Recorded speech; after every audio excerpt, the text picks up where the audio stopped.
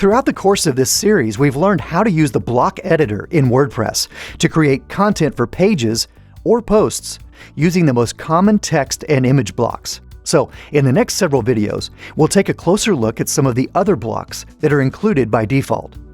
To get started, I'll click the Add Block button to add a new block above this one. Now, if you've installed third-party plugins on your site that add their own blocks, you may see more sections in this list. So, if you know exactly which block you'd like to add, you can quickly search for it here at the top. Just below the search field is a list of blocks you've used most often. Now, the blocks that appear in this section will change depending on your usage, but it helps you to quickly find the blocks that you're most likely to use. In this video, we'll explore the most common blocks found in this section. And we've already covered many of these in our earlier videos, so by now you know how to add a paragraph block, a heading block, an image, audio file, video, and add a downloadable file like a PDF. We'll talk about cover images and how to add a photo gallery in the next video. So for now, let's take a look at how to add a quote. I'll click to add this block and then paste the text from a quote. Next, I'll type the author's name just below the quote in the citation field. Now, we can highlight and format any of the text in this block. And if I click the button in the top left of the toolbar, we can transform or convert this block into several other block types.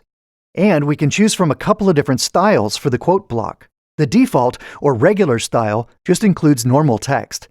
But we can draw even more attention to this quote by choosing the large style. And we even get to see a preview of what these styles will look like with our content. But if we transform this block into a pull quote, we get even more options. Now the quote appears in a large font with plenty of white space around it. And we can align the quote to the left or right of our text. But we can also choose a wide width or even full width. And best of all, the settings for this block allow us to choose between this regular style with lots of white space or a solid color for the background. And you can change the color of the background and the text itself in the color settings. All right, before we leave, let's add one more common block. The list block allows you to easily create bulleted or numbered lists. Just start typing the first item in the list and then hit return to add a new item.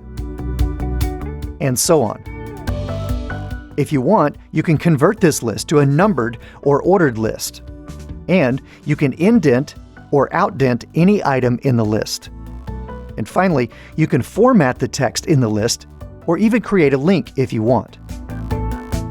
So now we've covered the most used and common blocks. In the next video, I'll show you how to add a cover image and insert a photo gallery.